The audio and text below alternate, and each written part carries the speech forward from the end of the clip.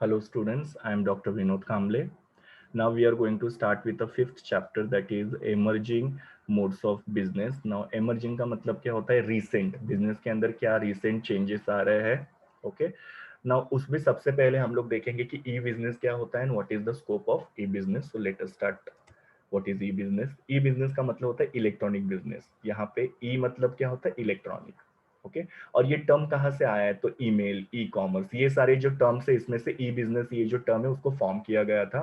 और ई बिजनेस का बेसिकली मतलब क्या होता है? जहाँ पे सारे बिजनेस के जो एडमिनिस्ट्रेशन होता है या बिजनेस की जो भी एक्टिविटीज होती है वो इंटरनेट को यूज करके कंडक्ट की जाती है, तो उसके लिए उसको ई बिजनेस बोला जाता है. So with the help of internet या फिर ऑनलाइन या फिर वेबसाइट के हेल्प से क्या किया जाता है? बिजनेस के सारे जो एडमिनिस्ट्रेशन है, बिजनेस की सारी जो एक्टिविटीज है उसको कैरी ऑन किया जाता है या कंडक्ट किया जाता है. सो इसको हम लोग ई बिजनेस बोलेंगे. और ये जो कॉन्सेप्ट है, ओके, वो इंट्रोड्यूस किया था आईबीएम नाम के कंपनी ने. वो भी लेट 90s में इसको इंट्रोड्यूस किया गया था. और जब इसको इंट्रोड्यूस किया था तभी उसका पर्पस ये था कि बायर और सेलर के लिए इंटरनेट द्वारा एक प्लेटफॉर्म अवेलेबल करके देंगे जहां पे वो लोग क्या कर सकते हैं? ये इंटरनेट पे अपनी गुड्स एंड सर्विसेज को बेचे और खरीदे. ओके. सो ई कॉमर्स के अंदर क्या क्या आता है? तो गुड्स एंड सर्विसेज का बाइंग एंड सेलिंग आता है ऑनलाइन. ओके. उसके साथ साथ कस्टमर को टेक्निकल सपोर्ट प्रोवाइड करना. टेक्निकल सपोर्ट मतलब कस्टमर को प्रोडक्ट को अगर सेटअप को लेके कुछ प्रॉब्लम है, ओके, या प्रोडक्ट के बारे में दूसरी कोई भी प्रॉब्लम है, इंक्वायरी करनी है, ओके, क्वेरीज वगैरह है, तो उसको सॉल्व करना, तो वो भी ई बिजनेस के अंदर आता है. और ई बिजनेस के अंदर बिजनेस के दूसरे जो भी एस्पेक्ट्स होते हैं जो फिजिकल बिजनेस में किया जाता है तो वो सब भी आता है. तो वो कौन सी चीजें वो हम लोग आगे देखने वाले हैं. इसके बाद में है ई बिजनेस और ई कॉमर्स. ये दो अलग अलग टर्म्स है बट इसको बहुत ही इंटरचेंजेबली यूज किया जाता है. इंटरचेंजेबली मतलब क्या? लोगों को ऐसा लगता है कि ई बिजनेस और ई कॉमर्स जो है वो सेम है, but these are not synonymous terms. ये दो सेम टर्म्स नहीं है, ये दोनों में फर्क है. नाउ क्या फर्क होता है? तो सबसे पहले ई कॉमर्स क्या होता है? तो ई कॉमर्स में buying and selling of goods and services होता है ऑनलाइन. मतलब इंटरनेट का यूज करके, वेबसाइट का यूज करके कंपनीज क्या करती है? गुड्स का बाइंग एंड सेलिंग करते हैं, तो उसको ई कॉमर्स बोला जाता है. ई बिजनेस जो होता है उसके अंदर भी गुड्स एंड सर्विसेज का बाइंग एंड सेलिंग होता है, बट ई बिजनेस जो है वो गुड्स एंड सर्विसेज का बाइंग और सेलिंग वहां तक ही सीमित नहीं है. ओके.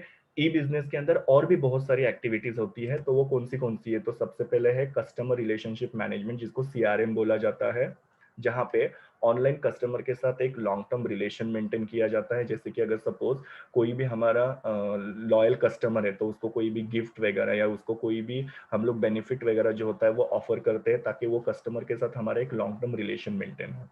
दूसरा, तो ई बिजनेस के अंदर सीआरएम के ऊपर फोकस किया जाता है. उसके साथ साथ ई बिजनेस के अंदर एंटरप्राइज रिसोर्स प्लानिंग मतलब ईआरपी किया जाता है ना. ईआरपी एक तरीके का सॉफ्टवेयर होता है जिसके अंदर बहुत सारी बिजनेस एक्टिविटी जो होती है वो सॉफ्टवेयर के द्वारा कंडक्ट की जाती है. जैसे कि हमको अगर सपोज इन्वेंट्री मैनेजमेंट करना है, कितना इन्वेंट्री है कितना नहीं है वो सब जो होता है वो ईआरपी के थ्रू किया जाता है. सप्लाई चेन मैनेजमेंट, हमारे कितने रिटेलर है, कितने होलसेलर है, कितने ऑर्डर्स बने, ये सब जो होता है वो ईआरपी के थ्रू किया जा सकता है. फाइनेंशियल मैनेजमेंट, कितना फाइनेंस की हमको जरूरत है, कहाँ पे उसका एप्लीकेशन किया, फिक्स कैपिटल, वर्किंग कैपिटल, ये सब जो होता है वो भी ईआरपी सॉफ्टवेयर के अंदर होता है. तो ये ईआरपी जो है वो ई बिजनेस का एक इंपॉर्टेंट पार्ट है. देन सप्लाई चेन मैनेजमेंट, जिसको एससीएम बोलते हैं. सप्लाई चेन मैनेजमेंट का मतलब क्या होता है? प्रोडक्ट को बनाने से लेके कस्टमर तक बेचने तक जो भी एक्टिविटीज होती है, जैसे कि सपोज रॉ मटेरियल वगैरह प्रोक्योर किया, प्रोडक्ट को प्रोड्यूस किया, फिर बाद में प्रोडक्ट का पैकेजिंग किया, उसको वेयर हाउस किया, उसका ट्रांसपोर्टेशन किया, trans distribution, and then after sale service. तो प्रोडक्ट को बनाने से लेके बेचने तक जो सारी एक्टिविटीज होती है उसको हम लोग सप्लाई चेन मैनेजमेंट करते हैं, वो भी ई बिजनेस का एक पार्ट है. Technical support, I already told you, customer को कोई भी प्रोडक्ट के टेक्निकल इश्यूज वगैरह है उसको सॉल्व करना. Okay. Communication with the employees, किसी भी चीज के बारे में अगर कस्टम एम्प्लॉइज को हम लोग को कोई इन्फॉर्मेशन वगैरह कन्वे करना है तो वो ई बिजनेस के अंदर की जाती है. देन डिपार्टमेंट्स के बीच में कोऑर्डिनेशन ताकि उनकी जो एक्टिविटीज हो स्मूथली फंक्शन हो. तो ई बिजनेस के अंदर सिर्फ buying and selling of goods and services नहीं होता है, तो इंटरनेट का यूज करके ये सारी एक्टिविटीज भी की जाती है. ओके. सो ई बिजनेस जो है बहुत ही बड़ा वाइड कॉन्सेप्ट है, और ई कॉमर्स जो है वो ई बिजनेस का एक छोटा सा पार्ट है जहां पे सिर्फ buying and selling of goods and services होता है. तो ये एक नैरो कॉन्सेप्ट है, तो ये दोनों का ये फर्क है, ये आपको याद रखना है. ओके.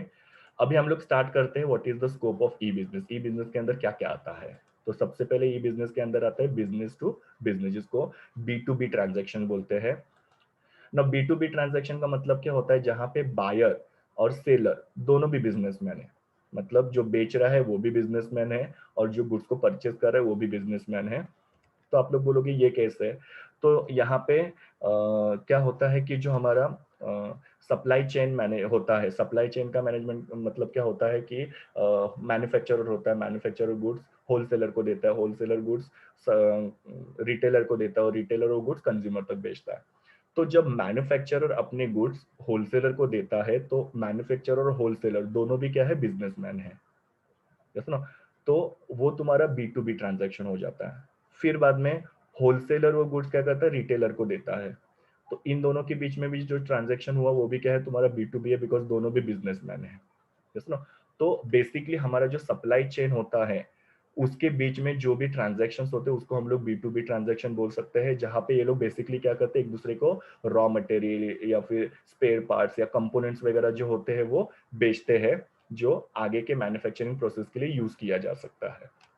ओके, तो आप लोग यहाँ पे बोल सकते हो कि दो बिजनेसमैन के बीच में जो ट्रांजैक्शन होता है, जहाँ पे बाइंग एंड सेलिंग दोनों करने वाले जो होते हैं वो बिजनेसमैन होते हैं, तो उसको हम लोग बोलते हैं बी टू बी ट्रांजैक्शन। और ये बेसिकली हमारा जो सप्लाई चेन होता है, जैसे मैन्युफैक्चरर और होलसेलर या होलसेलर और रिटेलर, इनके बीच में होता है। और ज्यादातर ये लोग क्या करते हैं, रॉ मटेरियल या स्पेयर पार्ट्स वगैरह बाइंग और सेलिंग करते हैं। एक एग्जांपल बताता हूँ आप लोगों को। एक कोई भी ऑटोमोबाइल कंपनी है, समझो। ऑटोमोबाइल कंपनी मतलब गाड़ी बनाने वाली कंपनी। अभी गाड़ी बनाने वाली कंपनी को टायर की जरूरत पड़ती है, सीट की जरूरत पड़ती है, कांच या ग्लास की जरूरत पड़ती है, जैसे ना। तो ये कंपनीज क्या करती है, ये सारे जो पार्ट्स हैं या कंपोनेंट्स है वो किसी और कम बिजनेसमैन से परचेज करते हैं इंटरनेट के ऊपर।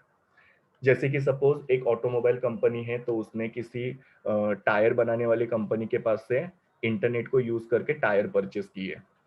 ये बी टू बी ट्रांजेक्शन हो गया, बिकॉज ऑटोमोबाइल कंपनी भी बिजनेसमैन है, टायर बनाने वाली भी बिजनेसमैन है।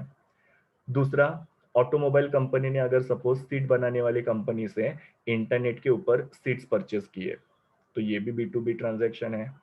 ऑटोमोबाइल कंपनी ने ग्लास बनाने वाले कंपनी के पास से इंटरनेट यूज करके ग्लास परचेज किए, that is also B to B business transaction. तो यहाँ पे दोनों भी बिजनेसमैन है, ये एक बिजनेसमैन दूसरे बिजनेसमैन को रॉ मटेरियल या कंपोनेंट्स सप्लाई कर रहा है, जो उस बंदे को मैन्युफैक्चरिंग प्रोसेस में हेल्प करेगा। अभी कौन से हमारे यहाँ पे बी टू बी ट्रांजेक्शन के वेबसाइट है, तो indiamart.com ये वेबसाइट आप लोग देख सकते हो, alibaba.com ये वेबसाइट देख सकते हो, जहाँ पे बी टू बी ट्रांजेक्शन भी होते हैं। नाउ सेकेंड वाला है business to consumer. Now business to consumer मतलब बी टू सी ट्रांजेक्शन। यहाँ पे क्या होता है, एक बिजनेसमैन होता है जो अपने गुड्स एंड सर्विसेज को क्या करता है, कंज्यूमर को बेचता है। जो सेलर है वो बिजनेसमैन है और जो बायर है वो कौन है, कंज्यूमर है। ओके, तो इनके बीच में जो ट्रांजेक्शन हो रहा है उसको हम लोग क्या बोलेंगे, बी टू सी ट्रांजेक्शन ना। यहाँ पे जो सेलर होता है वो अपनी खुद की एक वेबसाइट बनाता है और वेबसाइट के थ्रू वो क्या करता है, सारी अपनी मार्केटिंग एक्टिविटीज जो होता है वो अंडरटेक करता है। जैसे कि सपोज वो अपने प्रोडक्ट को प्रमोशन वगैरह करता है। प्रमोशन मतलब क्या होता है, कोई ऑफर्स वगैरह देना या एडवर्टीजमेंट वगैरह करना, वो सब वेबसाइट के ऊपर किया जाता है। प्रोडक्ट की सारी इन्फॉर्मेशन जो होती है वेबसाइट के थ्रू प्रोवाइड की जाती है कि प्रोडक्ट के फीचर्स क्या है, बेनिफिट्स क्या है, यूज क्या है, इंटरनेट डिस्काउंट वगैरह, ये सब जो होते हैं वो इंटरनेट के द्वारा इन्फॉर्मेशन प्रोवाइड की जाती है कस्टमर को। रिव्यूज अबाउट द प्रोडक्ट और सर्विस। नाउ रिव्यू का मतलब क्या होता है कि अगर आप लोग किसी भी बी टू सी ट्रांजेक्शन की वेबसाइट पे जाओगे तो वहाँ पे कस्टमर के रिव्यूज होते हैं। रिव्यूज मतलब जहाँ पे कुछ कस्टमर ने तुम्हारे प्रोडक्ट को परचेज किया था और वो अपना एक्सपीरियंस जो होता है वो वेबसाइट के ऊपर लिखते हैं। ओके, कमेंट बॉक्स के अंदर लिखते हैं कि मुझे ये प्रोडक्ट ऐसा लगा, तो वो रिव्यूज भी आपको पता चलते हैं और रिव्यूज की वजह से प्रोडक्ट को परचेज करना चाहिए कि नहीं वो हम लोग को पता चलता है। रिव्यूज अगर अच्छे होंगे we will buy the product, if reviews are not good we will not buy the product. Plus delivery of product, तो ये सारी जो एक्टिविटीज होती है यहाँ पे वेबसाइट के द्वारा किया जाता है। ओके, इसके लिए इसको बी टू सी ट्रांजेक्शन बोला जाता है। यहाँ पे थोड़ा प्रोडक्ट और सर्विसेज का जो कॉस्ट होता है या प्राइस जो होता है वो कम होता है, बिकॉज कोई इंटरमीडियरी नहीं है। और इंटरमीडियरी नहीं होने की वजह से क्या होता है कि डायरेक्ट बिजनेसमैन टू कंज्यूमर के बीच में ट्रांजैक्शन हो रहा है, तो किसी को कमीशन देने की जरूरत नहीं है, तो प्राइस थोड़ा कम हो रहा है। प्लस ट्रांजैक्शन एकदम फास्ट होता है, कंज्यूमर को कहीं पे जाने की, प्रोडक्ट को ढूंढने की जरूरत नहीं है। ऑनलाइन ही हम लोग बहुत सारे प्रोडक्ट्स देख सकते हैं, कंपेयर कर सकते हैं और परचेस कर सकते हैं। अभी कौन से वेबसाइट के ऊपर B2C होता है, तो वेरी पॉपुलर फ्लिपकार्ट और Amazon.com, यहाँ पे B2C ट्रांजेक्शन होते हैं। यहाँ पे ये कंपनीज क्या करते हैं, कस्टमर को अलग अलग कैटेगरी के गुड्स बेचते हैं। नाउ नेक्स्ट वाला है consumer to business, that is C2B। अभी हम लोग ने B2C देखा था, उसका उल्टा या उसका रिवर्स जो है वो कंज्यूमर टू बिजनेस है। नाउ यहाँ पे क्या होता है कि एक कंज्यूमर होता है जो एक बिजनेसमैन को क्या करता है, कुछ गुड्स या सर्विसेज ऑफर करता है। जैसे कि सपोज कोई आईटी फ्रीलांसर है, आईटी फ्रीलांसर मतलब क्या, एक कोई ऐसा फ्रीलांसर है, फ्रीलांसर मतलब जो घर में बैठ के लोगों को सर्विसेज वगैरह प्रोवाइड करते हैं। ये लोग 9 to 6 के जॉब में नहीं जाते हैं कभी भी, ये लोग खुद का घर से जो होता है वो काम चलाते हैं या सर्विसेज लोगों को प्रोवाइड करते हैं। तो ये आईटी फ्रीलांसर है, जिसको हम लोग कंज्यूमर बोल सकते हैं। ये क्या कर रहा है, सॉफ्टवेयर बना रहा है और किसी कंपनी को दे रहा है। ओके, सो इसने क्या किया, एक सॉफ्टवेयर बनाया जो कंज्यूमर है, और वो किसी बिजनेसमैन को बेचा, और बिजनेसमैन जो जिसने खरीदा वो कौन हो गया, तुम्हारा बायर हो गया। तो उसको, इस ट्रांजैक्शन को हम लोग क्या बोलेंगे, consumer to business. Okay, because ये कंज्यूमर है जिसने बिजनेसमैन को क्या किया, सॉफ्टवेयर भेजा। सो C2B ट्रांजैक्शन हो गया यहाँ पे। और ये C2B ट्रांजैक्शन जो है वो जहाँ पे होते हैं, वेबसाइट का नाम है freelancer.com और fiverr.com। ये वेबसाइट के ऊपर अगर आप लोग जाओगे तो वहां पे आप लोगों को अलग अलग लोग मिलेंगे, फ्रीलांसर्स मिलेंगे, जो अपनी सर्विस जो होती है वो बिजनेसमैन को प्रोवाइड करते हैं। ओके, नेक्स्ट वाला है consumer to consumer. Now consumer to consumer का मतलब क्या होता है, जहां पे बायर और सेलर दोनों भी कंज्यूमर होते हैं, या जहां पे दो कंज्यूमर के बीच में ट्रांजैक्शन होते हैं ऑनलाइन, तो उसको हम लोग C2C या कंज्यूमर टू कंज्यूमर ट्रांजैक्शन बोलते हैं। जहां पे एक कंज्यूमर दूसरे कंज्यूमर को क्या करता है, गुड्स को बेचता है, या एक कंज्यूमर दूसरे कंज्यूमर से गुड्स को परचेज करता है यूजिंग थर्ड पार्टी बिजनेस और प्लेटफॉर्म। मतलब क्या, यहाँ पे किसी एक वेबसाइट के ऊपर जो किसी और ने बनाई हुई है, जहाँ पे लोग क्या कर सकते हैं, अपने प्रोडक्ट को प्रमोट कर सकते हैं। एक वहाँ पे अपने प्रोडक्ट को सेल कर सकता है और दूसरा वहाँ पे अपने प्रोडक्ट को परचेज कर सकता है। तो थर्ड पार्टी बिजनेस या थर्ड पार्टी प्लेटफॉर्म को यूज करके एक कंज्यूमर प्रोडक्ट को बेच रहा है, एक कंज्यूमर प्रोडक्ट को खरीद रहा है, तो उसको C2C ट्रांजेक्शन बोलते हैं।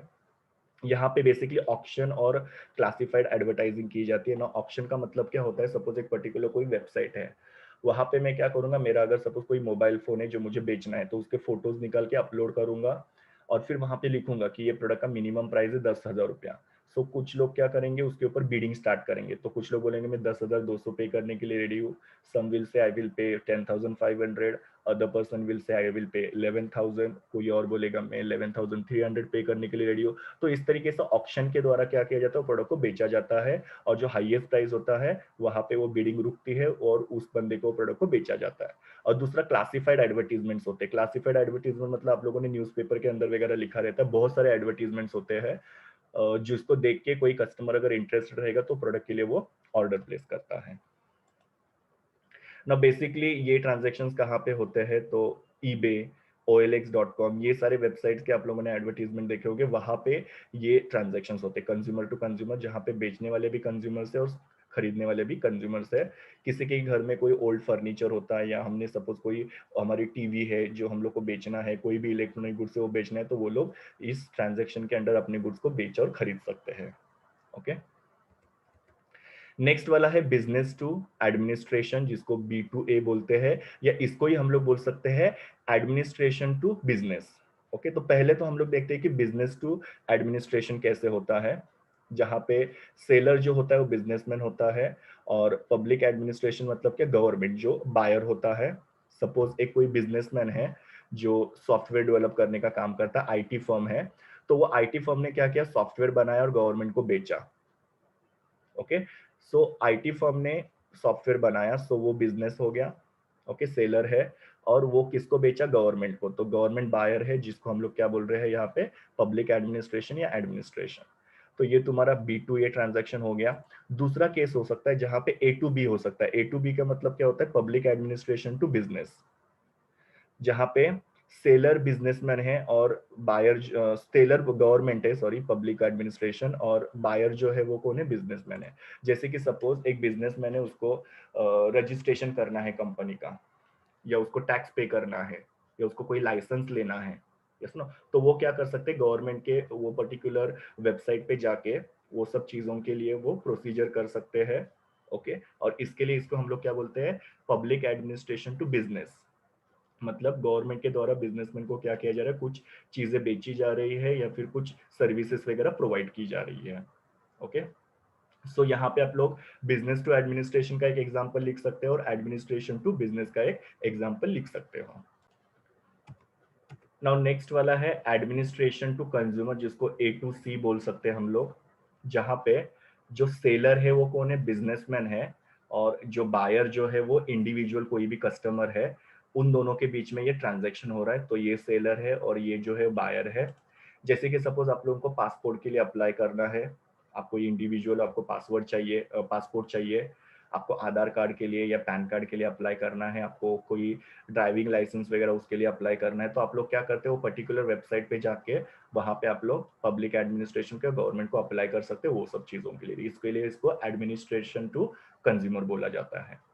तो ये सारे अलग अलग टाइप के हमारे ई बिजनेसेस थे। ओके, या ये सारी चीजें जो होती है वो ई बिजनेस के अंदर आती है। ये मेरे यूआरएल है जहां से मैंने सारे इमेजेस लिए हुए हैं। Thank you, students. Please do like, share, comment, and subscribe to my YouTube channel, and also recommend my channel to your friends. We will meet in the next video.